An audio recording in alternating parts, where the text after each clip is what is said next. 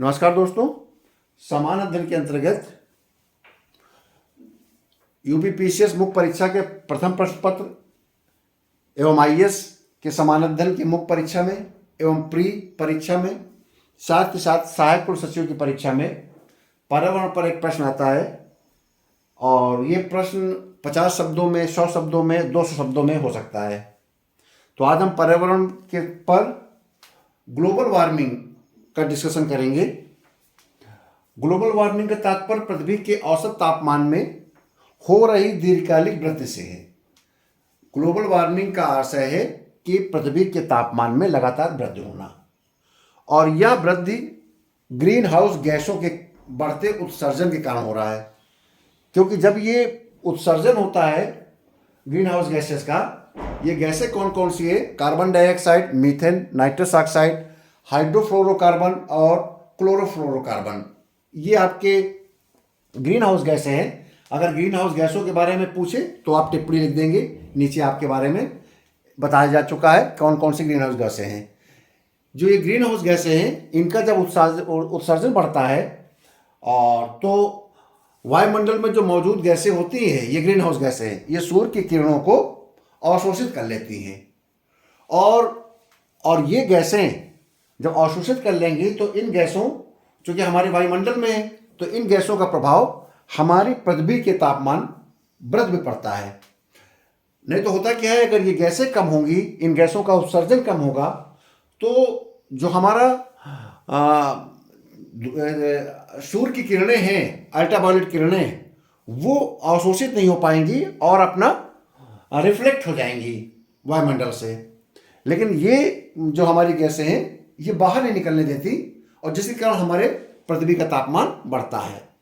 और जब पृथ्वी का तापमान बढ़ेगा तो जलवायु परिवर्तन होगा, पर्यावरण असंतुलन होगा, जिसके बारे में आप इसी प्रश्न के उत्तर से ही आप निकाल लेंगे कि किस प्रकार से जलवायु का परिवर्तन होता है और किस प्रकार से पर्यावरण में दुष्प्रभाव आएगा। प्रश्न आ जाता है कि ग्रीन हाउस गैसेस कौन कौन सी है। तो देखिए, ग्रीन हाउस गैसेस के बारे में सामने लिख दिया है। आपको ग्लोबल वार्मिंग को जो भी बढ़ाते हैं गैसें, वो ग्रीन हाउस गैसें हैं, और इन्हीं के कारण ग्लोबल वार्मिंग हो रही है। तो नंबर 1 कार्बन डाइऑक्साइड।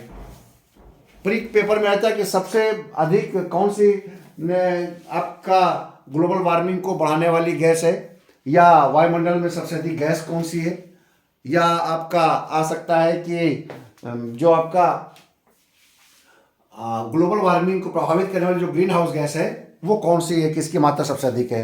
तो देखिए, कार्बन डाइऑक्साइड है, CO2 है। ये किससे बनती है?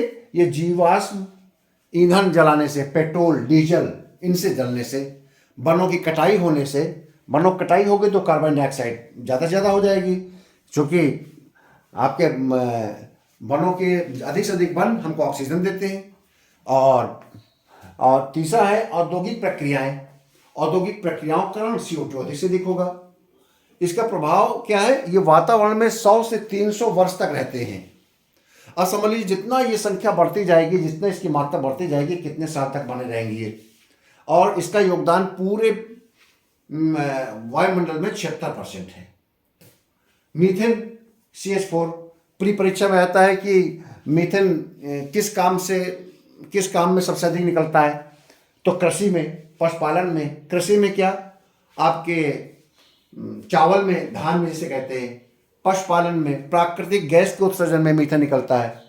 ये 10 से 12 वर्ष तक विद्यमान रहता है, और ये CO2 कार्बन डाइऑक्साइड से 28 गुना ज़्यादा प्रभावी है, ज़्यादा इसका दुष्प्रभाव होता है। इसका योगदान 16% है। भूतापी वृद्धि में इसका योगदान 16% है। और नाइट्रस ऑक्साइड, इसका भी प्रयोग कृषि उर्वरक, जीवाश्म ईंधन के दहन में होता है, और यह 120 वर्ष तक हमारे वायुमंडल में रहता है। कार्बन डाइऑक्साइड से ये 300 गुना अधिक प्रभावी है, लेकिन टोटल वैश्विक तापमान में इसका योगदान 6% है। इसके बाद हाइड्रोफ्लोरोकार्बन और क्लोरोफ्लोरोकार्बन, SFC, SCFC, ये रेफ्रिजरेटर, AC आदि में प्रयोग होता है। इसीलिए इन गैसों को रिप्लेस किया जा रहा है इनमें। भारत और विश्व में जब विभिन्न प्रकार के सम्मेलन होते हैं क्योटो प्रोटोकॉल, पेरिस समझौता, ग्लासगो समझौता, जिसको कॉप नाम से जानते हैं, यूएनपीसीसी, इस प्रकार के जो जलवायु परिवर्तन पर अंतर्राष्ट्रीय बैठकें होती हैं, उनमें इन गैसों को कम करने की बात चल रही है और कोशिश किया जा रहा है कि रेफ्रिजरेटर एसी में इससे रिप्लेस करती हुई कोई दूसरी गैस का इस्तेमाल किया जाए। ये हजारों वर्ष तक विद्यमान रहती है, क्योंकि माना जाता है ये वायुमंडल में समाप्त नहीं होगी, जितना भी उत्सर्जन होगा वायुमंडल में ही रहेगी। अभी इसका योगदान 2% है, लेकिन अगर जो गैस हजारों वर्ष तक रहेगी तो फिर समस्या पैदा करेगी भविष्य के लिए। इसी को हम कहते हैं सस्टेनेबल डेवलपमेंट के लिए हमारे लिए नुकसानदेह है, ठीक है। क्योंकि सस्टेनेबल डेवलपमेंट में इस प्रकार के गैसें कतई प्रयोग नहीं की जानी चाहिए, क्योंकि इसका मतलब ये होता है सतत विकास में कि न केवल आपके लिए वो लाभदायी रहे, बल्कि आप आने वाली पीढ़ी के लिए भी उसे लाभदायी बना के जाएं, ठीक है। ऐसा ऊर्जा या ऐसी तकनीक जो न केवल आपके लिए लाभदायी हो, बल्कि आने वाली पीढ़ी के लिए भी हो, तो उसको बोलते हैं सस्टेनेबल। अब आता है ग्रीन हाउस गैसों के प्रभाव। ग्रीन हाउस गैसों के प्रभाव से स्पष्ट है तापमान वृद्धि हो ही रही है, अभी स्पष्ट हो गया है। औद्योगिक क्रांति के बाद ये कहा जा रहा है कि 1.1 डिग्री तापमान बढ़ चुका है। जलवायु परिवर्तन, सूखा, बाढ़, समुद्र स्तर में बढ़ोतरी हो रही है, ग्लेशियर पिघल रहे हैं, समुद्री अम्लीकरण हो रहा है कार्बन डाइऑक्साइड बढ़ने के कारण, और मानव स्वास्थ्य पर तो दुष्प्रभाव हो रही। जब आपका तेजी से जब हमारी अल्ट्रावायलेट किरणें अवशोषित होकर उत्सर्जन होकर बाहर नहीं जाएंगी और वायुमंडल में रहेगा, तापमान बढ़ेगा, स्किन डिजीज आएगी, कैंसर होंगे, ये सब तमाम प्रकार की बीमारियां आपके उत्पन्न होंगी। अब आता है इसके कौन कौन से कारण हैं। देखिए, कोई भी प्रदूषण के 2 कारण होते हैं, एक होता है नेचुरल, एक होता है होमोजेनिक, ठीक है। तो प्राकृतिक कारणों में तो सौर विकिरण में परिवर्तन है, दूसरा है ज्वालामुखी विस्फोट। ये एक प्राकृतिक ज्वालामुखी विस्फोट होता है, ये जमीन के अंदर की अपनी गतिविधियां हैं टेक्टोनिक, तो इसमें सल्फर डाइऑक्साइड व राख निकलती है। महासागरीय धाराएं भी एक प्राकृतिक घटना है, जिसके कारण आंधी, तूफाने, झंझावात, चक्रवात आते हैं, इसका प्रभाव पड़ता है। मानवजनित कारण में जीवाश्म ईंधन, कोयला, पेट्रोल, डीजल आदि का हम जब जलाते हैं। मानवजनित कारण में दूसरा है वनों की कटाई, अधिक से अधिक वन कटेगा तो प्रदूषण फैलेगा, आपका तापमान बढ़ेगा, क्योंकि आपको पता है वनों से बहुत लाभ होते हैं, ठीक है। ऑक्सीजन की भी कमी होगी, अन्य गैसों का तापमान बढ़ेगा, अन्य गैसों के बढ़ने से तमाम प्रकार की समस्याएं आएंगी। औद्योगिकरण से वही समस्या आएगी, जीवाश्म ईंधन का प्रयोग होगा, धूल धक्कड़ होगा, पार्टिकल्स आएंगे, पोल्यूशन को बढ़ाएंगे, जल को मलिन करेंगे, ध्वनि को भी करेंगे, तमाम प्रकार की समस्या आती हैं। और कृषि एवं पशुपालन का बता ही दिया। ऊपर देखिए मीथेन इससे निकलता है, नाइट्रस ऑक्साइड निकल रही है, जिसके कारण आपको पर्यावरण को ग्लोबल वार्मिंग हो रही है। शहरीकरण भी एक कारण है, शहरीकरण होने के कारण कंक्रीट की सड़कें बन रही हैं, कंक्रीट का अधिक से इस्तेमाल हो रहा है, मिट्टी समाप्त हो रही है, वाहन चल रहे हैं, वाहनों में जीवाश्म ईंधन का प्रयोग हो रहा है, यह एक कारण है। तो ये कारणों का आप उल्लेख करेंगे। कभी कभी आता है कि ग्लोबल वार्मिंग के निवारण के लिए, कम करने के लिए क्या प्रयास किए जा रहे हैं राष्ट्रीय अंतर्राष्ट्रीय। तो आपके सामने देखिए IPCC 2023 में कहा गया था कि 2100 तक वैश्विक तापमान को 2 डिग्री सेल्सियस तक बढ़ने का अनुमान है, और समुद्र स्तर का 30 से 60 सेंटीमीटर तक बढ़ सकता है, ये रिपोर्ट में कहा गया है। आप इसको अपने उत्तर में लिख सकते हैं कि ये आशंकाएं जताई है विभिन्न राष्ट्रीय अंतर्राष्ट्रीय सम्मेलन जो होते हैं। और UNFCCC में कहा गया है कि 2050 तक नेट जीरो उत्सर्जन प्राप्त करने का लक्ष्य रखा गया है, और 2030 तक कार्बन उत्सर्जन को 50% तक कम करना है। वो इसलिए करना है नेट जीरो के अंतर्गत आशा यही है कि जो तापमान 1.5 डिग्री तक कम करने की बात की गई थी हमारे पेरिस समझौते में, तो उसी को कहा गया है नेट जीरो की कोशिश करना है कि इंडस्ट्रियलाइजेशन के बाद जो तापमान बढ़ा है उस तापमान को हम घटाकर 1.5 डिग्री सेल्सियस तक सीमित कर दें, इससे आगे न बढ़ने दें, एक लेवल के ऊपर। तो इसको पाने के लिए सभी देशों ने अपने अपने प्रयास किए हैं। किसी देश ने लक्ष्य रखा है 50 तक और किसी ने रखा है 70 तक। भारत ने 2070 तक कहा है कि हम नेट जीरो उत्सर्जन कर लेंगे, जबकि अमेरिका, जापान, यूरोप जो कंट्री हैं उन्होंने 2050 तक लक्ष्य रखा है कि हम अपना जो इस समय जिस तेजी के साथ ग्लोबल वार्मिंग के लिए ये आपके गैसें जिम्मेदार थीं, उनको कंट्रोल करेंगे हम लगातार, जिसके कारण तापमान वृद्धि को हम 1.5 डिग्री सेल्सियस में जाकर रोक देंगे। ठीक है, ये कहा गया। क्योटो प्रोटोकॉल में कहा गया कि विकसित देशों को जो इनकी ग्रीन हाउसेस गैसेस हैं उनको कमी कर दें।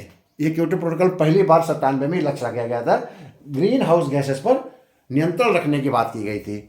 और पेरिस समझौते में 15 में इसको कहा गया था कि 1.5 डिग्री सेल्सियस तक तापमान को हमें कम कर देना है। और ये तभी तक हम सीमित हो पाएंगे तापमान वृद्धि में जब हम ये आपके ग्रीन हाउस गैसेस को हम कंट्रोल करेंगे। भारत ने अभी 2021 में ग्लासगो में हुआ था COP26, इसमें कहा कि हम 2070 तक नेट जीरो उत्सर्जन करेंगे। पीडी के परीक्षा में आ सकता है कि भारत ने 2070 तक नेट जीरो उत्सर्जन का जो लक्ष्य रखा था वो कहाँ, किस सम्मेलन में रखा था, तो ग्लासगो COP26। यह सकता है कि भारत ने नेट जीरो उत्सर्जन का लक्ष्य किस वर्ष तक रखा है, तो 2070 तक। भारत ने इसी वर्ष में ग्लासगो में ही 8 मिशन बताए थे और 8 मिशन कहा था और पंचामृत की बात की थी। पंचामृत में उसने 5 योजनाएं चलाई थी। 5 योजनाओं में कहा था कि 2030 तक हम 500 गीगावाट नवीकरणीय ऊर्जा क्षमता बढ़ा लेंगे, रिन्यूएबल एनर्जी, जिसके अंतर्गत आप देख रहे हैं सौर ऊर्जा, हर घर सौर की बात चल रही है। और ऊर्जा जरूरतों का 50% तक रिन्यूएबल एनर्जी से हम करेंगे। यह भी हमने कह रखा है कि अगर हमको ऊर्जा की जितनी जरूरत पड़ती है उसका 50% हम रिन्यूएबल एनर्जी से ले आएंगे। इसीलिए इलेक्ट्रिक व्हीकल की बात चल रही है। और 2030 तक कुल कार्बन उत्सर्जन में 1 बिलियन टन की कमी करेंगे, ये लक्ष्य रखा है भारत ने। और 2030 तक कार्बन उत्सर्जन तीव्रता में 45% कमी करेंगे। जो इंटेंसिटी है कार्बन उत्सर्जन की, उसकी तीव्रता को हम कम कर देंगे 45%।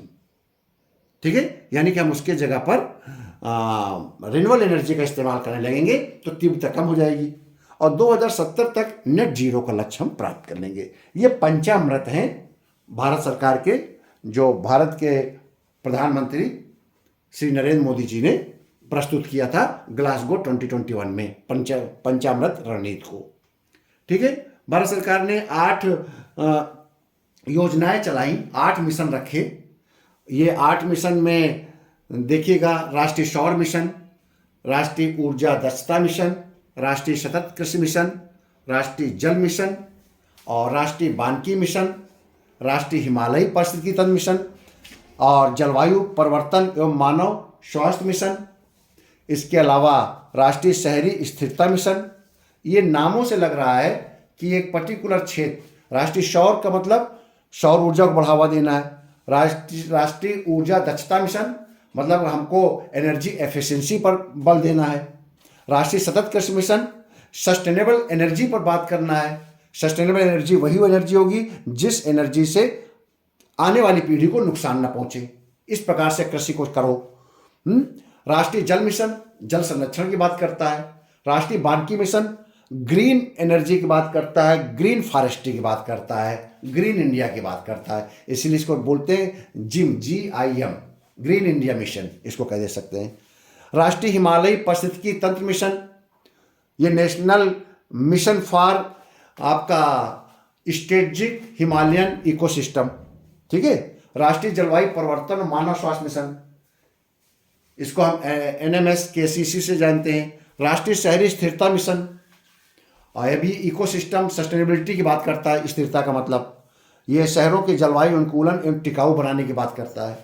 तो ये भारत सरकार ने तमाम योजनाएं बनाई है और इसी से जुड़े हुए आपके जलवायु परिवर्तन भी है। जलवायु परिवर्तन की भी वही है कि जलवायु परिवर्तन भी दीर्घकालिक प्रक्रिया है। इसमें भी पृथ्वी के तापमान, वर्षा, वायुमंडलीय दशाओं, ये सब पैटर्न चेंज होता है। थोड़ा सा बदलाव होता है, रीजन सेम होते हैं। ठीक है, तो आप मेरे ख्याल से ग्लोबल वार्मिंग के बारे में अच्छे से समझ गए होंगे। तो इसके आप नोट्स बना लीजिए, आप लिख लीजिए। समान अध्ययन में इससे अधिक लिखना नहीं होता है। कोई भी प्रश्न 150 से 200 शब्द से ऊपर नहीं लिखने होते हैं। और आपके इस स्क्रीन में लगभग 300 से 400 शब्दों के आंकड़े का ये प्रश्न उत्तर लिखा हुआ है। इसको चाहे निबंध के रूप में लिख लीजिए और चाहे आप एक समान अध्ययन में आए हुए लॉन्ग आंसर के रूप में लिख लीजिए। याद कर लीजिए, समझ लीजिए इसके बारे में। 100% प्रश्न आता है जनसंख्या पर और पर्यावरण पर, तो ये चूक मत करिएगा कि इसको आप इग्नोर करें, इसको जरूर पढ़िएगा, ये आपका पार्ट है। चाहे यूपीपीएससी के मेंस के अभ्यर्थी हों और चाहे असिस्टेंट रजिस्ट्रार मेंस के अभ्यर्थी हों, ये दोनों के लिए। कुछ अभ्यर्थी इन दोनों परीक्षाओं में बैठ रहे होंगे, तो ये दोनों के लिए बहुत उपयोगी है। आईएएस के मेंस के फर्स्ट पेपर में भी आता है ये। बहुत बहुत धन्यवाद। मेरे इस वीडियो को लाइक कीजिए, मेरे इस चैनल को सब्सक्राइब कीजिए। और जो भी युवा हैं परीक्षा की, कॉम्पिटिटिव परीक्षा की तैयारी की बारे में सोच रहे हैं और ये जानना चाहते हैं कि किस प्रकार से पीसीएस और आईएएस की तैयारी की जाए, किस प्रकार से सफलता पाई जाए, तो मेरे इस चैनल को लाइक कीजिए, सब्सक्राइब कीजिए। ये पूर्णतः निःशुल्क चैनल है, आप लोगों के लिए बनाया गया है। इसका आप अधिक से अधिक लाभ लीजिए। बहुत बहुत धन्यवाद।